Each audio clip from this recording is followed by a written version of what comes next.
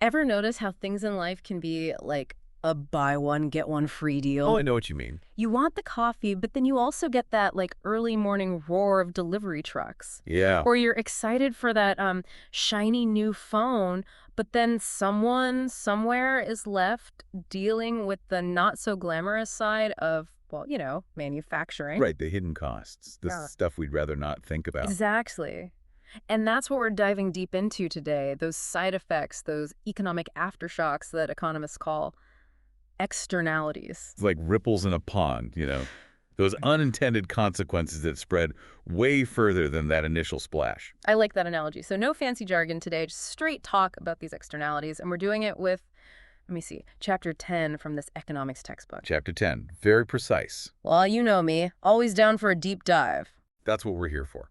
So externalities, what I'm really curious about is how this actually plays out in the real world, not just in some textbook example. Well, you've got to start somewhere, right? Sure, sure. And the aluminum market they always talk about, it actually is a decent place to start. Okay, I'm listening. But let's ditch the graphs, yeah? Let's think about it this way. Imagine a bakery. They're amazing at figuring out the cost of all those ingredients. Right. Flour, sugar, even the electricity bill for those ovens. Those are their private costs, the stuff that's like directly involved in making the bread. Right, the cost of doing business. Exactly. But here's the thing. What about the noise pollution from those delivery trucks at like 4 in the morning? Oh, tell me about it. I swear, some mornings. Or, picture this, the traffic jam those trucks cause, on your morning commute. Ugh, don't get me started on traffic. See, those are externalities. Those are the costs that don't show up on the bakery's little spreadsheets, but still affect, everyone else. Okay, so it's kind of like those trucks are emitting like a cost onto society, just like they're emitting exhaust fumes. You got it. And it's not just pollution either. Think about traffic. When you hop in your car at rush hour, you're thinking about, what, your own time? Maybe the cost of gas. Right, because time is money. Exactly. But are you factoring in the extra congestion you're causing for everyone else on the road? Well, when you put it that way. Because that delay, it has a real cost. Mm-hmm. Wasted time, wasted money for everyone stuck in that mess. Even, emergency vehicles that can't get through. It's a really good point. It all adds up. So that social cost thing, that's the total impact on everyone, not just me and my little bubble. You got it. It's like the sum total of all those private costs, plus all those externalities. Yeah. And recognizing that difference, that's key to understanding why markets, they don't always get it right. Don't always lead to the best outcome for everyone, you mean? Bingo. All right. So far, we've got these sneaky costs we're all kind of unknowingly passing on to each other. It's like a hidden game. But aren't there upsides, too? There have to be some good side effects, some positive externalities to, well, just about anything, right? You're absolutely right. It's not all doom and gloom. Think about education. Education. When you're investing in your education, you're doing it for yourself, right? Better job, personal growth, all that jazz. Makes sense. But here's the cool part. Education, it creates this ripple effect, these benefits that go way beyond the individual. Like how so? Well, a more educated workforce, that usually means more innovation, right? Yeah. And that leads to what? Better products, services, for everyone. You got it. Yeah. And it even goes beyond that. Studies show that higher education levels, they're often linked to like lower crime rates. Really? Yeah, a more engaged citizenry, even stuff like better overall public health outcomes. It's like this chain reaction of positive externalities, these bonuses we didn't even know we were signing up for. Wow. Okay. I'm starting to see this everywhere now. It's like, when they finally put in that new crosswalk on my street, sure, it makes my life easier and safer, but it also helps everyone else who uses that street, even if they didn't ask for it. Exactly. That's a perfect example. Right. And it highlights something really important. Positive externalities, they often create these widespread benefits that the free market, if we just left it alone, it might not provide enough of. It's like the market doesn't always see the bigger picture. Sometimes it misses the forest for the trees. Okay, so we've got hidden costs. We've got these like bonus prizes sprinkled throughout the economy. It's like this giant game of economic hide and seek. But like, if the free market doesn't always get it right, can we even do anything about it? That is the million-dollar question, isn't it? Do we just cross our fingers and hope people figure it out on their own? Or is it time for, Government intervention. maybe? What do you think? Government intervention. Now that sounds like a whole other can of worms we need to open. Right. A can of worms with probably a lot of externalities tangled up in it. Well, on that note, let's take a quick break. When we come back, we'll unpack that can of worms and see if we can make sense of it all. Sounds like a plan. Yeah. I'll grab the can opener. So, are we talking like full-on government intervention to deal with these sneaky externalities? Should they just step in and lay down the law? Well, there's that classic command and control approach, Oh, okay. where the government just swoops in and says, all right, everybody, you have to cut pollution by 20%. No ifs, ands, or buts.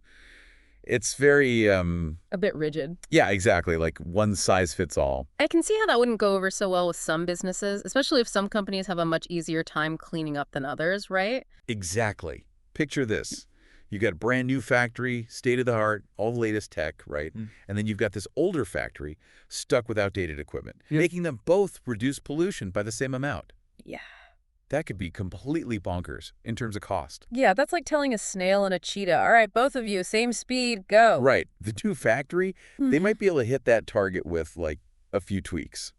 But the old one, they'd have to spend a fortune for a tiny improvement. So not exactly a level playing field. Not even close. So that's where economists come in with Their magic wands. something like that. They often favor something called market-based approaches. Market-based. That sounds a bit counterintuitive, doesn't it? Like, get the market to solve a problem it didn't even know it had. Exactly. It's like fighting fire with fire. Okay, I'm intrigued. How does that work? How do you get the market to play along? Well, let's go back to that bakery example, right? Yeah. Instead of, like, this blanket regulation, what if we put an actual price tag on that noise pollution those trucks are pumping out? Okay. Like a tax On noise. on noise. Mm-hmm. But it's based on, how loud their deliveries are and what time they're making them. So louder and earlier equals. Bigger tax bill.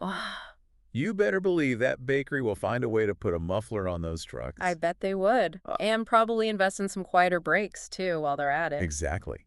Because suddenly those hidden costs, they become real business expenses, something they've got a budget for. So you're hitting them where it hurts their wallets. In a way, yes. But the beauty of this corrective tax thing, it actually pushes companies to get creative. They've got a financial incentive to find BR solutions. Like investing in quieter trucks, maybe even switching to electric vehicles. Exactly. Right. Or optimizing those delivery routes, avoiding residential areas during those early morning hours. So instead of punishing the polluters, we're actually giving them a nudge to find smarter, cleaner ways of doing business. Precisely.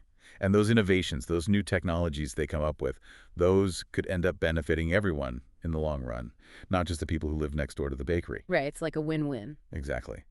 Now, our source also mentioned something called tradable pollution permits. Have you heard of those? Vaguely. It's like giving polluters a license to pollute, isn't it? It might sound like that at first, but it's actually based on a similar idea. Okay, I'm listening. Imagine this. The government sets a cap on the total amount of, say, air pollution allowed in a certain area. Like a pollution budget. Exactly, a pollution budget. So they issue a limited number of these permits, and each one lets a company pollute a certain amount. So it's like a limited edition pollution trading card. Kind of. And here's where it gets interesting. Companies can buy and sell these permits from each other. Wait, really? There's a market for this. Oh, yeah. So let's say you're a company that's figured out a way to pollute less. You're like the star student. Exactly. Well, you can sell your extra permits to a company that's struggling to meet those standards. So it creates this incentive for companies to clean up their act, even if it's just because they want to, like, make a buck off of it. Exactly. It's like turning pollution into a commodity. Wow. Does this theoretical stuff actually work in the real world, though? It does. Our source mentions this really interesting success story about sulfur dioxide, or SO2. Okay. Back in the 1990s, the U.S. decided to tackle acid rain, which is caused by SO2 emissions, right? Right. So they implemented this whole system of tradable permits. How did that go? Well, a lot of people were skeptical at first, naturally, but it's actually considered a big win for, like, using the market to solve an environmental problem. Wow, market-based solutions. Who knew? Okay, but let's shift gears a bit. Our source, they spend a good amount of time on gas taxes. And I don't know about you, but nobody likes taxes. So how do gas taxes fit into this whole externality puzzle? Well, gas taxes, whether we like them or not, they're a classic example of this whole corrective tax thing in action. Remember how we talked about the hidden costs of driving, all those externalities? Well, gas taxes, in theory at least, are supposed to address that. So we're basically trying to put a price tag on all those hidden costs of driving, those externalities. Exactly. But let's be real. I mean, those costs aren't exactly front and center when I'm filling up my tank. I'm thinking about how much it's costing me right then and there. It's tough, isn't it? Getting people to think about the long game, like the big picture impact of our individual choices. Yeah, because I mean, like, are my actions really going to make that much of a difference? Well, they all add up, right? Every time we hop in the car, we contribute to congestion, we increase the risk of accidents, and then there's the whole, releasing harmful stuff into the air we all breathe. Okay, you're right. You're right. So a gas tax is kind of trying to, like, well, make those costs impossible to ignore. Like, we feel it in our wallets every time we reach for our car keys. That's the general idea. But nobody likes paying more at the pump. True, true. But those extra few cents per gallon, they can actually add up to real money. For For things like road improvements, maybe even funding better public transportation, or even like, research into cleaner energy sources. Okay, yeah. So there's a bigger picture here beyond just like higher gas Yeah, there's prices. a bigger picture. Our source did mention, though, that there's been some pretty strong pushback against using gas taxes. And it's not just people complaining about taxes in general, right? Right. There are some legitimate concerns about, like, fairness, for example. Fairness. Yeah, because critics point out that gas taxes, they tend to hit lower-income households harder. Because they're the ones driving those gas guzzlers. Well, it's more like they often can't afford those newer, more fuel-efficient cars. Oh, right, yeah. Plus, they might have less flexibility in their jobs or commutes, making them more dependent on driving in the first place. That's true. So a flat tax on gas, like that would really impact them more. Speaking of impact, though, the textbook, it threw out this crazy number, something about the optimal gas tax being over $2 a gallon. Yeah, I saw that too. That's insane. I mean, we're paying, what, like 40 cents or something now? What's the deal with that? Well, economists, they love to crunch numbers, right? So they're trying to, like, really calculate the actual cost of those externalities, those hidden costs we keep talking about. Okay. So they're factoring in everything like congestion, accidents, environmental damage, even the impact on public health from all that, air pollution. And that comes out to over $2. When they crunch the numbers, yeah, they often arrive at a figure that's, well, significantly higher than what we're currently paying. So you're saying, like, the gas we're buying, it's actually, like, seriously underpriced because we're Mhm. not paying for all those hidden costs up front. You could say that. It's like the difference between, paying for a cheap burger and then realizing, wait a minute, I've also got to factor in the cost of, like, healthcare down the road because of it. Okay, that's actually a really good analogy. But back to gas for a second.